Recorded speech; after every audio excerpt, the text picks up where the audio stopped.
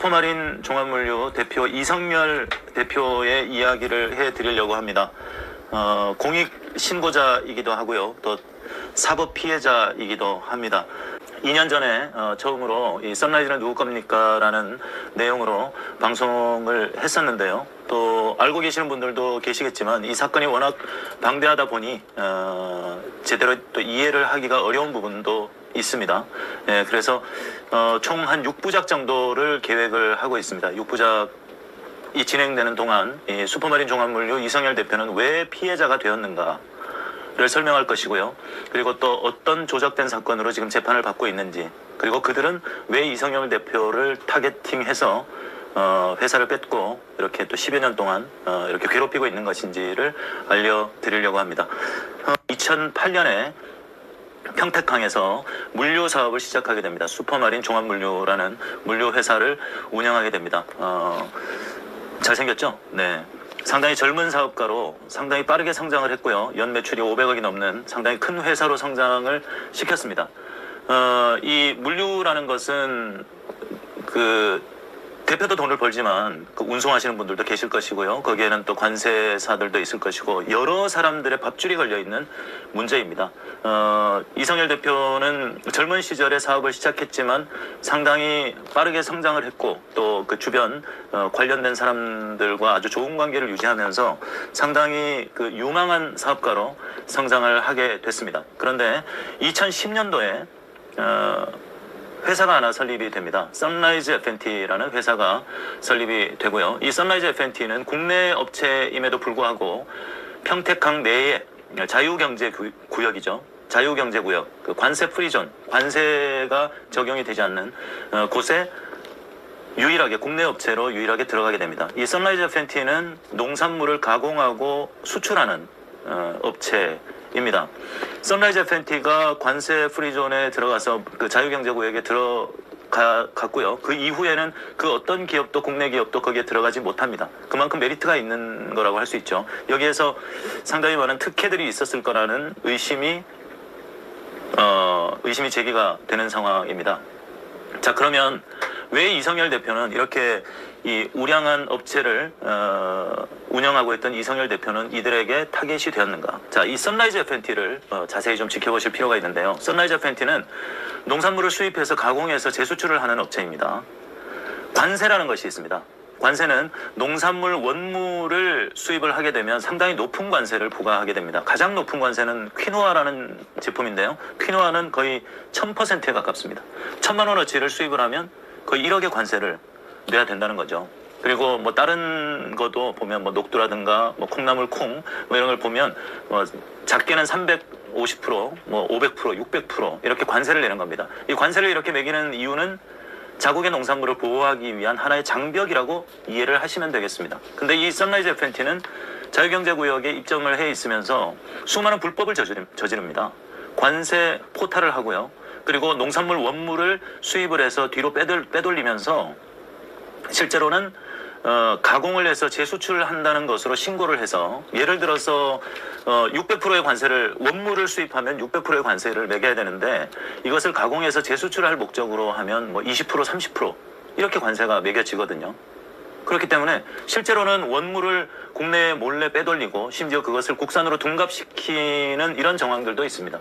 그런데 이 가공을 목적으로 한다는 명목으로 아주 낮은 관세를 신고하기도 하고 아예 관세 포탈을 하는 것이죠. 그리고 몰래 밀수를 하기도 하고 이런 정황들이 발견되고 있습니다. 자, 그래서 이 이성열 대표는 이런 상황들을 지켜보면서 국내의 가격 형성에 이런 상황들이 연관이 될 수밖에 없지 않습니까? 정상적으로 수입을 하면 이 정도의 가격이라고 치면 그 관세를 포탈을 하게 되면 낮은 가격에 이렇게 뿌릴 수도 있잖아요. 그러면 기존에 이 거래되는 수입되고 통관되는 그 정상적인 루트를 밟아서 하는 수입업자들은 죽을 수밖에 없는 거죠. 가격 경쟁력에서 밀리기 때문에. 그래서 이성열 대표는 여기에 대해서 문제 제기를 하기 시작합니다. 공익신고를 하는 것이죠. 그래서 처음에는 이성열 대표에게 같이 동업을 하자고 제안을 합니다. 사업을 같이 하자. 왜냐하면 이성열 대표가 계속 신고를 하니까 자기들은 불편한 거죠. 그렇기 때문에 이성열 대표에게 같이 동업을 하자고 제안을 하는데 이성열 대표는 그것을 거절을 했다고 합니다. 왜 거절을 했느냐? 정의로워서일까요? 뭐 정의로워서 그럴 수도 있죠. 그런데 그것보다는 나도 죽을 것 같고 나하고 같이 평택항에서 사업을 하고 돈을 벌고 있는 사람들이 다 죽을 것 같으니까 그것을 못 보고 지나갔다는 거죠. 그래서 계속해서 관세청에 신고를 하고 식약처에 신고하고 수입 농산물이 통관이 되기 위해서는 관세청을 통과를 해야 되고요. 식물검역소 또 식약청 이렇게 통과를 해야 됩니다. 그 안전 기준을 또 통과해야 되고. 근데 이런 것들을 다 프리패스를 하는 게 바로 선라이즈 FNT였다는 거죠. 그래서 이성열 대표는 여기에 대해서 계속 공익신고를 합니다. 신고를 해서 불법 상황에 대해서 신고를 했는데도 해결이 되지 않습니다. 왜? 다 같은 편이었던 거죠. 자, 그래서 이성열 대표가 이들이 하는 불법적인 사업에 장애의 요인이 된 겁니다. 그래서 이성열 대표를 사업을 하지 못하게 만들기 위해서 지금도 재판을 하고 있고 또 회사도 뺏기고 창고도 뺏긴 상황이 되는 거죠. 그게 벌써 10년이 훌쩍 지났습니다. 지금도 재판이 진행 중이고요. 최근에 그 벌어진 재판에서 이성열 대표는 징역 3년형을 선고받았습니다. 조작된 사건이라고 주장하고 있고 저도 이 사건에 대해서 알아본 바로는 너무나 터무니없는 그 사실이 아닌 것들로 재판부는 검찰의 주장을 인정을 해서 이성열 대표에게 징역 3년형을 1심에서 선고를 했고 이제 항소심에서 지금 이제 다루고 있는 그런 상황입니다. 자, 그러면 이제 기본적인 상황 설명을 드렸습니다. 왜 이성열 대표가 피해자가 되었는가? 왜 저들의 타겟이 되었는가는 어느 정도 해서 이해가 좀 되셨죠? 계속해서 그들의 불법 사항을 신고를 하니까 저들은 이성열 대표를 제거해야 됐었던 겁니다. 자, 이제 그 부분이 이해가 됐으니까 자, 이성열 대표의 재판 과정을 좀 오늘은 첫 번째 순서로 설명을 드리려고 합니다. 자, 여기에서 가장 많이 나오는 숫자는 57.58이라는 숫자입니다. 57.58톤인데요. 예, 민사 과정에서도 그렇고 형사 과정에서도 57.58톤이라는 얘기가 계속 나옵니다. 자, 이 57.58톤이라는 물량은 슈퍼마린 종합물류의 이성열 대표가 수원지방법원 평택지원 1심 재판에서 징역 3년형, 몇 달 전입니다. 징역 3년형을 선고받은 결정적인 증거가 되는 화물입니다.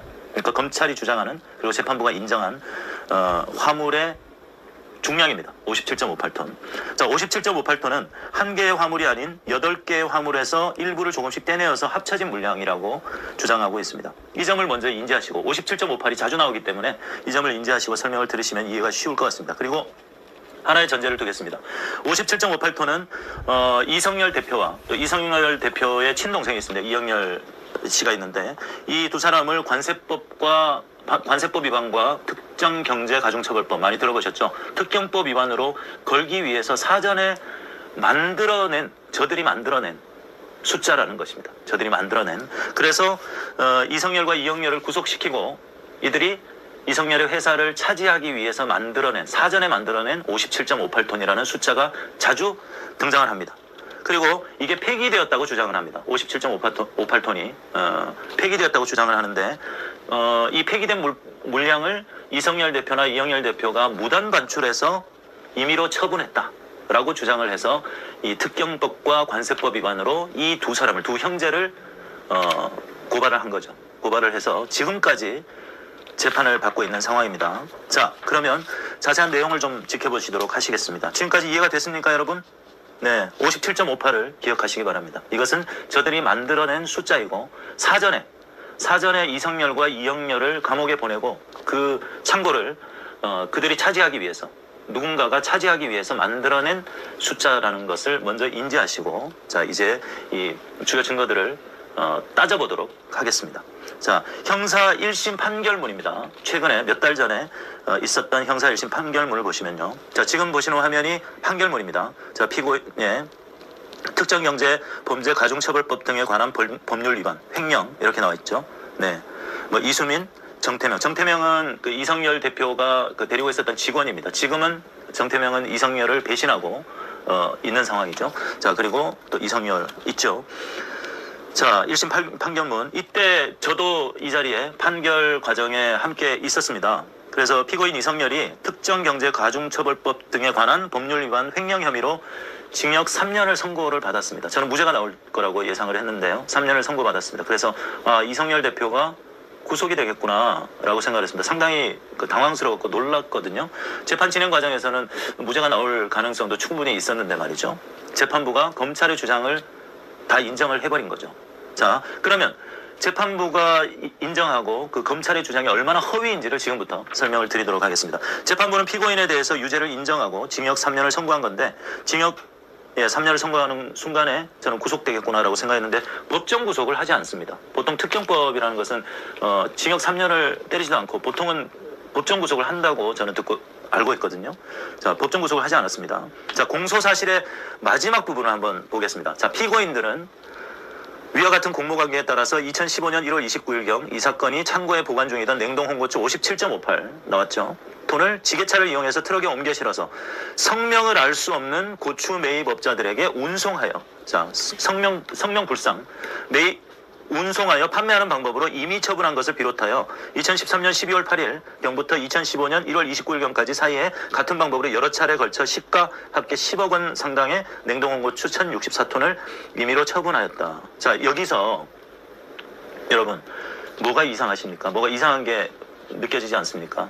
죄를 확정을 할 때는 명확하게 시간과 장소 그리고 대상이 있어야 됩니다. 근데 불쌍해 성명을 알 수 없는 고추 매입업자들에게 운송하여 판매하는 방법으로 누구에게 팔았다, 돈이 누구에게 흘러갔다, 이런 게 아무것도 없습니다. 너무 이상하지 않습니까? 보통 이 범죄 사실을 증명을 하고 재판을 할 때는 돈이 어디로 흘러갔는지를 보는 것이 가장 기본적인 겁니다. 그런데 성명을 알 수 없는 고추 매입업자들에게 운송을 하여 판매했다라고 합니다. 이상하죠? 자, 법에 대해서 조금이라도 지식이 있으신 분들은 이해하실 겁니다. 언제 누구한테 팔았다는 내용이 전혀 없습니다. 그리고 그 돈이 어떻게 입금이 되었고 누구에게 흘러갔다는 게 없습니다. 이성열 대표는 그것을 무단 반출해서 판 사실도 없고 그 돈을 자기한테 입금을 받았던 어떤 증거도 없습니다. 실제로 그러지 않았다고 주장을 하고 있고요. 성명을 알 수 없는 고추 매입업자들이라고만 적시하고 있죠. 날짜도 전혀 특정을 못하고 있는 상황이죠. 육하원칙에 의해서 언제, 어느 때, 누구에게, 어떠한 방식으로 이런 게 나와야 되거든요. 범죄 사실을 증명할 때는. 자, 그리고 1월 29일경이라고 적혀 있는데 1월 29일도 재판 과정에서 세관 공무원이 나와서 증언을 합니다. 그 날짜가 아니라고 진술을 합니다. 저도 그 자리에 있었고요. 서류를 작성한 날짜가 1월 29일이고 범행이 있었던 날짜는 아니라고 진술을 한 겁니다. 자, 그러면 공소 사실의 특정이 왜 중요하냐? 이거는 피고인의 방어권과 직접적인 관련이 있기 때문입니다. 검사 측에서 몇 월 며칠에 범행을 했고 범행을 했다라고 공소를 제기하면 피고인 측에서는 그날 범행한 사실이 없다. 그리고 알리바이를 증명할 수도 있죠. 뭐 그 날짜에 나는 해외에 있었다. 뭐 이렇게 할 수도 있는 것이고 반론을 제기할 수 있는 겁니다. 그렇기 때문에 공소 사실을 특정하는 것은 날짜와 장소, 방식, 대상자를 특정하는 것은 상당히 중요합니다. 근데 그게 없다는 겁니다. 판결문에. 네. 자, 그리고 성명을 알 수 없는 고추 매입업자라고 표현을 했는데요. 이성열 대표가 정말로 횡령을 했다면 1064톤이라는 어마어마한 물량을 구매한 사람이 있을 거 아닙니까? 근데 구매업자를 특정하지 못합니다. 왜 구매업자를 찾는 게 중요한 일이냐? 횡령을 통해서 생긴 냉동 홍고추가 바로 작물이 되기 때문에 그렇습니다. 작물을 구매한 사람들을 작물의 죄를 물어서 처벌을 해야 하는 건데요. 그리고 이 작물을 구매한 사람을 법정에 불러서 이성열에게 구매한 것이 맞느냐? 돈은 어떻게 지급을 했느냐? 이런 것들을 물어서 죄를 물어야 되는 겁니다. 사실관계를 명확하게 해야 하는 것이 바로 대한민국의 소송 제도인 것이죠. 돈이 누구에게 흘러갔는지, 누가 구입을 했는지, 작물을 구입을 했는지 이런 사실들은 아무것도 증명하지 못한 채 검찰의 공소 사실을 재판부가 그대로 인정을 했다는 것입니다. 이렇게 허술하게 1심 판결이 이루어졌다는 얘기를 지금 드리고 있는 겁니다. 이 사건에서 이런 절차를 다 무시한 채 징역 3년을 선고한 겁니다. 그래서 어이가 없었죠. 이성열 대표 당사자도 어이없어 하더군요. 헛웃음을 짓더군요. 이 징역 3년형이 선고될 거라고는 상상도 못했거든요. 재판 과정에서 우리가 충분히 무죄를 주장했고 그렇기 때문에 무죄의 가능성을 우리가 높이 생각을 했었는데 어이없게도 징역 3년을 선고를 했다는 겁니다. 자, 이는 형사소송법 제327조 2호 공소 제기의 절차가 법률의 규정을 위반하여 무효일 때에 해당하며 판결로서 공소를 기각해야 하는 것이 올바른 소송인 것입니다. 자, 두 번째 형사고소장을 한번 보겠습니다. 자, 보시는 것이 형사고소장입니다. 자, 고소인이 태경농산 주식회사라고 돼 있죠. 이 사건이 징역 3년을 선고하게 만든 사건인데요. 원인인데요. 고소인은 태경농산 주식회사, 농심의 자회사입니다. 태경농산 주식회사는 대구 달성군에 위치하고 있습니다. 본사를 가지고 있고요. 달성군 하면 박근혜의 지역구이죠. 네, 달성군에 위치하고 있습니다. 자, 피고소인 이성열, 이영렬은 다음 장 넘겨주세요. 이성열, 이영렬은 사업주도 과정에서 미숙함이 있었던 나머지, 네, 요 부분 앞으로 한번 넘겨주시겠어요? 자, 요것도 상당히 중요합니다. 자, 태경농산에서 고소를 하고 이성열 대표의 동생 이영렬, 그리고 또 직원 정태명, 뭐 또 사촌 이렇게 있습니다. 있는데, 자, 법무법인 충무에서 담당을 했고요. 소장을. 그리고 담당 변호사가 서영득이라고 돼 있죠. 보이시나요? 이 서영득은 또 누구냐? 자, 대구 달서구 을에서 국회의원 나왔던 사람입니다. 달서을에서. 뭐 박근혜하고 어떤 관계가 있는지는 잘 모르겠습니다. 네, 잘 모르겠습니다만은 대구 달서구 을에 국회의원을 나왔다가 떨어졌습니다. 네, 낙선을 했습니다만은 서영득이라는 변호사, 법무법인 충무에서 서영득이라는 변호사, 대구 달서구 을에 국민의힘 국회의원으로, 그 당시는 국민의힘이 아니겠죠. 네, 국회의원으로 낙선을 했던 서영득이라는 변호사가 이 고소장을 작성을 했다는 겁니다. 자, 그 다음 넘어가 보겠습니다. 자, 같은 형사 고소장인데요. 자, 여기 보세요. 57.58톤이 상당 부분, 57.58톤, 상당 부분 폐기되는 등의 문제가 발생하기도 하였던 것이다 라고 이렇게 증언하고 있죠. 자, 그 다음에 같은 형사 고소장입니다. 자, 여기도 57.58톤이 나오죠. 자, 이들은 지금 이 중에 총 그 컨테이너 중에서 각각의 일부 57.58톤이 이 폐기됐다는 얘기를 계속하고 있습니다. 폐기 처분한 양이 57.58톤이다 라고 똑같이 주장하고 있습니다. 자, 그 다음에, 자, 이게 뭐냐면 냉동고추 출고 현황인데요. 자, 태경농산 측에서 제출한 증거입니다. 네, 증거. 증제 8호증이라고 돼 있죠. 재판에서 증거로 인정되는 증제 8호. 태경농산에서 제출한 냉동고추 출고 현황입니다. 여기 보시면 글자가 작아서 잘 안 보이실 수도 있습니다만 폐기량이라고 되어 있습니다. 수입 총량. 여기에 BL이라고 되어 있는데 BL은 쉽게 말해서 그 운송장 번호라고 생각하시면 됩니다. 우리가 택배를 보낼 때 송장 번호가 있지 않습니까? 그 송장 번호에는 제품이 뭔지, 보내는 사람이 누구인지, 받는 사람이 누구인지, 뭐 중량이 어떻고 이런 것들이 나와 있잖아요. 이 BL 남바는 바로 수입할 때 그 단위 송장 번호라고 생각하시면 됩니다. 자, 12만 12만 이렇게 나와 있는데 이 중에서 자, 폐기량이 이렇게 있어서 이 합이 57.58톤이다. 저들이 주장하고 있는 겁니다. 실제로 57.58톤이 폐기가 됐는지 어쨌는지는 아무도 알 수 없습니다. 저들은 57.58톤을 폐기를 했는데 이성열과 이영열이 이것을 무단 반출해서 팔아먹었다 라고 주장합니다. 자, 그 다음에 자, 정태명 이성열 대표를 배신했다고 하는 이 정태명, 직원이었죠. 이성열 대표의 정태명의 피의자 신문조서입니다. 경기 평택경찰서 2015년 11월 3일. 자, 이성열 대표와 함께 고소된 정태명은 한때 이성열 대표의 직원으로 근무한 사실이 있지만 지금은 변절한 상태이고요. 이 정태명이 이런 상황들을 다 설계하고, 요즘 설계라는 말이 많이 나오죠. 설계하고 또 태경농산 측의 변호인에게 제공을 한 당사자라고 법정에서도 증언하고 있습니다.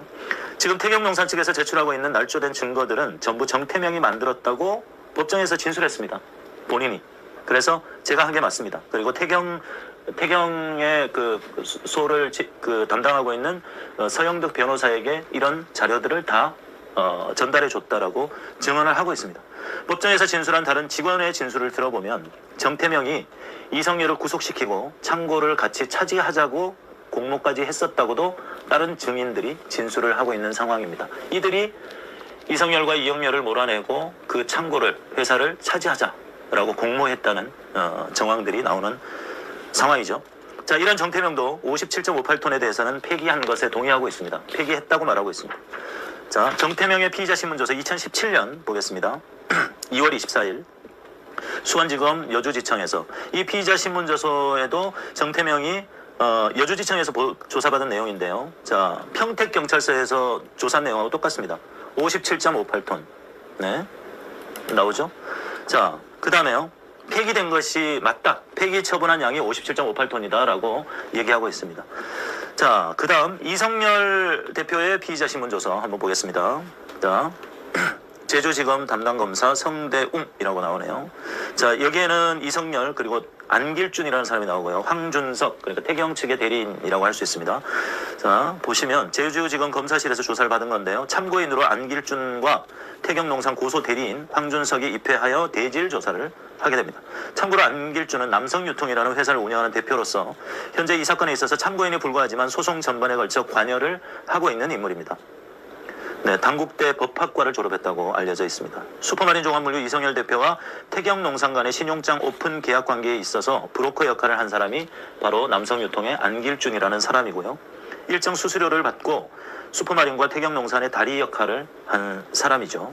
자, 이런 안길준 역시 57.58톤은 통관 도중에 하자가 있어서 폐기되었다라고 참고인 안길준이 주장하고 있습니다. 너무나 명확하게 모두가 57.58톤이 폐기됐다고 주장하고 있습니다.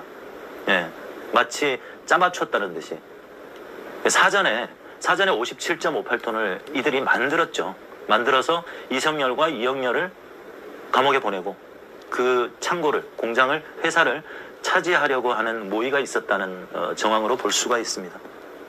자, 그 다음 이때도 마찬가지로 그 다음 그 피의자 신문조서 대질입니다. 이때도 통관 도중에 57.58톤이 폐기되었다라고 얘기하고 있습니다. 똑같죠? 자, 그 다음에 이제 평택세관의 회신 내역을 한번 보도록 하겠습니다. 평택세관. 자, 평택세관의 회신 내역에도 57.58톤 폐기 이 내용이 나오는데요. 자, 수원지방법원 1심 재판 도중에 57.58톤에 대해서 사실관계를 명확히 하고자 재판부의 평택세관으로 사실조회를 요청한 회신서입니다. 회신서. 보면 자, 이렇게 노란색으로 표시가 되어 있는 부분, 이것이 바로 합계가 57.58톤입니다. 노란색으로 폐기된 수량이라고 적혀 있는 게 보이실 겁니다. 여기 보시면 네, 국가기관의 공문 회신 내역에도 이렇게 57.58톤은 폐기되었다고 적혀 있습니다. 자, 그 다음 조서 볼까요? 2015년 4월 7일 정창조 안길준 참고인 진술조서. 2015년 4월 7일 평택세관 정창조와 법조 브로커, 아까 남성유통 안길준의 참고인 진술조서입니다. 본 조사에서 정창조나 안길준의 입에서 직접적인 57.58톤에 대해 얘기는 나오지 않았지만 57.58톤 구성의 일부인 화물의 수율 등의 이유로 폐기하기 위해서 남겨놓은 것이다. 자, 수입신고도 하지 않은 상태로 남겨놓은 것입니다. 수입신고도 하지 않고 이렇게 진술하고 있습니다. 자, 그 다음 장에서 참고인 안길준은 무단 반출 내역의 폐기량으로 적시된 물량에 대해서 수율 및 식품검역 불합격 이유로 폐기한다고 진술하고 있고요. 여기에서 중요한 사실은 수입 신고도 하지 않은 채 폐기하기 위해서 남겨놨다고 진술을 하는 겁니다. 수입 신고 자체가 되지 않았다는 것을 안길준이라는 참고인에 불과한 사람이 이걸 어떻게 다 알고 있을까요? 이렇듯 일정량의 물건이 창고에 반입되자마자 수입 신고도 되지 않은 채 만들어진 물량이 바로 57.58톤이라는 것입니다. 네. 과연 안길준은 이런 사실들을 도대체 어떻게 알고 있는 것일까요? 일개 유통업자인데 어떻게 이렇게 내밀하게 알고 있는 것일까요? 그리고 수율 및 식품 검역 불합격을 이유로 폐기한다던 57.58톤의 물량에 대해서 유니패스 내역을 살펴보면, 자, 유니패스라는 것은 관세청에서 관리하는 모든 수입 내역입니다. 그러니까 히스토리죠. 어디에서 물건이 왔고 누가 수입을 했고 누구의 신용장으로 수입을 진행을 했고 물량은 무엇이고 내용은 무엇이고 이런 모든 내역들이 들어있는 게 바로 이 관세청의 유니패스 자료입니다. 근데 이 유니패스 자료를 보면요, 그 불합격된 사실이 전혀 없습니다. 이게 아니지 않나요? 여기 앞이 아닌가요? 네, 불합격된 사실이 전혀 없습니다. 이게 아니고요. 네, 그렇죠. 자, 이 수입신고 보시면 불합격된 내역이 전혀 없습니다. 불합격된 내역이 유니패스 내역에 보면, 자, 57.58톤 무단 반출 내역, 자, 여기 보세요. 자, 다 합격이라고 나오죠. 예, 불합격된 내용이 없습니다. 유니패스에는 이런 내역이 없고 또 이들은 계속해서 57.58톤을 폐기했다고 얘기를 하고 있는 겁니다. 자, 그 다음요. 자, 민사 지급 명령 신청서. 자, 사실관계를 동일시하는 내용의 민사재판 결과에 대해서 알아보겠습니다. 지금 보시는 것은 태경농산의 민사 고소장 지급 신청 명령서입니다. 민사소송 자료입니다. 태경농산 채권자가 태경농산이고 그 다음에 채무자는 이성열 대표 동생입니다. 이영열 대표이사 동생이고요. 형사소송에서는 검찰 측이 이미 처분되었다고 얘기를 합니다. 이들은 계속해서 폐기됐다고 얘기를 하고 있고요. 자, 검찰 측에서는 이미 처분됐다. 이성열과 이영렬이 빼돌렸다고 얘기를 하는 겁니다. 예, 빼돌렸다고 얘기를 하고 있고. 근데 이들은 다 하나같이 폐기되었다고 주장을 하고 있습니다. 예. 자, 이와 같이 검사 측은 형사소송에서 이미 처분했다고 주장하고 있고 증인들은 폐기했다고 주장하고 있고 그 다음에 민사소송에서도 다 57.58톤은 폐기했다고 얘기하고 있어요. 폐기했다고 주장하고 있습니다. 네. 이 뭔가 이 말이 안 맞아 들어가죠. 자, 그 다음 볼까요? 자, 갑제 13호증. 자, 여기 13호증이라고 돼 있죠. 재판 과정에서 증거로 사용되는 겁니다. 13호증 냉동고추 출고 현황입니다. 여기다 보시면 요 내용이 폐기량이고 합이 57.58톤입니다. 네. 갑은 바로 원고 측인 태경농산을 가리키고 있는 것이고요. 다시 말해서 본 냉동고추 출고 현황표에는 태경농산 측에서 증거로 제시한 것이고 태경농산이 증거로 제시한 서류에도 57.58톤이 폐기되었다고 적시되어 있는 것을 확인할 수 있습니다. 자, 민사 판결문 315조. 이런 증거들이 제출로 태경농산은 민사소송에서 승소를 하게 됩니다. 판결문에 57.58톤은 폐기되었다고 적시가 됩니다. 자, 민사에서는 57.58톤이 폐기됐다. 그래서 태경농산이 승소를 하게 되는 거예요. 자, 그 다음요. 민사고등법원 판결문. 민사 1심 판결에 불복한 항소심에서 역시 판결문 내용에서도 57.58톤은 폐기된 물량이다. 자, 이제 57.58은 다 외우시겠죠. 네, 폐기된 물량이라고 적시하고 있습니다. 형사소송법 315조 제3호를 살펴보면 특히 신용할 만한 상황에서 작성된 문서는 당연히 증거 능력이 있다라고 되어 있고 대법원 판례 2004도 4428 등 법관 앞에서 한 증언은 위 형사소송법 제315조에 의해서 당연히 증거 능력이 있는 증거라고 판시하고 있습니다. 정리하면 민사재판 판결문은 법관이 직접 작성한 문서로 특히 신용할 만한 정황에 의해 작성된 문서로 당연히 증거 능력이 있다는 것인데 분명 판결문에는 57.58톤이 폐기되었다고 적혀 있고요. 근데 형사재판에서는 57.58톤이 이미 처분되었다고 말하고 있습니다. 민사에서는 57.58톤이 폐기되었다고 되어 있는데 형사재판에서 이거를 이성열과 이영렬이 이미 처분해서 빼돌려서 특정범죄 가중처벌법, 관세법 위반, 횡령 등으로 이성열 대표에게 징역 3년을 선고했다는 거죠. 도대체 어떻게 된 걸까요? 왜 이렇게 민사와 형사재판의 내용이 다를까요? 이렇게 허술할까요? 민사재판이 맞는 건지 형사재판이 맞는 건지 도무지 알 수가 없습니다. 이럴 때는 어떻게 해야 됩니까? 이럴 때는 어떻게 해야 한다고 법에 명시가 되어 있습니다. 형사소송의 원칙상 거증 책임, 그러니까 범죄의 원인을 입증할 책임입니다. 거증 책임, 즉 이런 모호한 상황의 입증은 검사 측이, 그러니까 소를 제기한 검사 측이, 공소 사실을 밝힌 검사 측이 입증해야 한다고 명시되어 있습니다. 이러한 거증을 하지 못할 경우에는 형사소송법 327조에 의거해서 판결로서 공소를 기각해야 하는 것이 우리 대한민국의 법률로 명시가 되어 있습니다. 그런데 재판부는 이렇게 허술한 검찰 측의 공소 사실을 대부분 인정해서 이렇게 허술하게 특정하지도 않고 이성열 대표를 징역 3년으로 1심 판결을 내린 것이죠. 네. 그리고 이 그리고 재판부는 검찰 측의 주장을 그대로 인정해서 징역 3년을 때린 거고요. 증인들은 폐기를 주장을 했죠. 민사와 형사에서 다 57.58톤은 폐기됐다고 주장했죠. 이것은 미리 이성열과 이영렬을 특경법과 관세법 위반 등으로 걸어서 회사를 차지할 목적으로 사전에 미리 만들었다는 것을 방증하는 이유이기도 한 것이죠. 자, 조금 장황하게 설명을 드렸는데 어떻습니까? 어느 정도 이해가 되십니까? 이게 얼마나 허술한 재판이 지금 진행되고 있는 것인지, 왜 이성열 대표는 평택에서, 자, 우리 첫 화면 좀 띄워주세요. 이거는 내일 있을 재판이죠. 자, 내일 6월 22일 2시 30분에 공판, 수원지법이죠. 수원지법 평택지원에서 801호 법정에서 그 재판이 있습니다. 재판이 있는 내용이고요. 2008년에 회사를 설립하고 나름대로 우량하게 평택항에서 사업을 하던 우량한 사업가가 이 선라이즈 FNT라는 회사가 들어오면서 이 선라이즈 FNT의 여러 가지 불법 사항들을 신고를 하게 됩니다. 공익 신고를 하게 됩니다. 그것이 정의로워서였을 수도 있을 것이고, 선라이즈 FNT가 관세를 포탈하고 그렇게 불법적인 방법으로 밀수를 진행하고 또 농산물 원물을 들여오면서 가공을 한다는 목적으로 아주 턱없이 낮은 20분의 1, 30분의 1도 채 안 되는 턱없이 낮은 관세를 신고하면서도 그 어떤 처벌을 받지 않는, 그러니까 모두가 한 편이라고 볼 수도 있는 거죠. 처벌을 받지 않는 상황에 대해서 참지 않고 신고를 했다는 이유로 처음에는 회유를 하다가 결국은 이성열 대표를 지금 10년 넘게 회사를 뺏고 재판으로 고생을 시키고 있는, 애를 먹이고 있는 그런 상황이라는 거죠. 근데 이 선라이즈 FNT는 우리가 아직 증명해야 될 것이 상당히 많습니다만은 뭐 이런 얘기들도 들립니다. 과거에는 최순실의 비자금 창구로서도 역할을 했다라는 얘기도 있고요.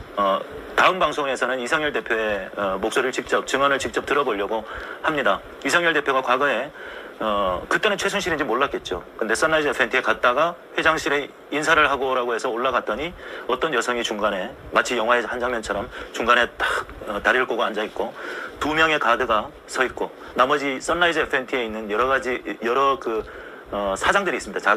작은 사장들이죠. 개인의 업체를 가지고 있는 이 사장들이 전부 다 고개를 숙이고 이렇게 있었다는 거죠.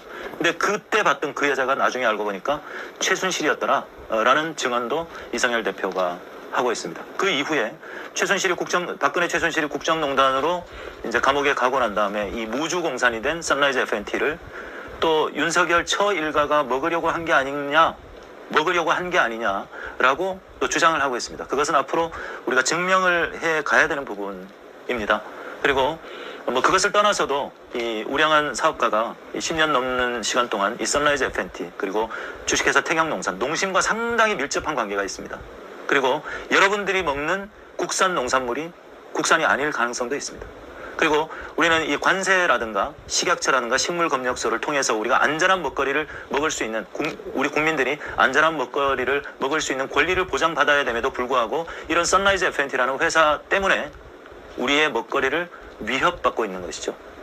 여러분들이 국산이라고 믿고 드시고 있는 농산물이 중국산일 수도 있고 베트남산일 수도 있고 외국산일 수도 있다는 것이죠. 그래서 이 선라이즈 FNT를 고발하고 이성열 대표의 억울함을 풀어주기 위해서 이런 방송을 기획을 한 것입니다. 여러분들께 부탁드리고 싶은 것은 이 내용들을 많이 좀 공유를 좀 해주십시오.